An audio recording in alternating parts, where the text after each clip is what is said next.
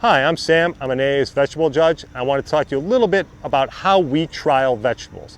A lot of people in their gardens, they'll get sample packets, they'll get new varieties, and they'll say they want to trial something that's new. Most of the time, those plants have already been on the market. They've already been through several years of trialing.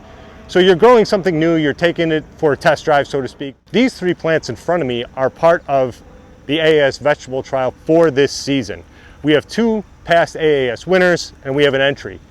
So this plant, the breeder bred it specifically to try to outcompete two previous AAS winners. AAS winners are tested across the United States for their yield, their durability, and just their overall performance in the garden for end users, homeowners, consumers. You can see they're in various stages of looking good and getting a little bit of disease. So this is a true trial where we are extraordinarily harsh when we're looking at the entry.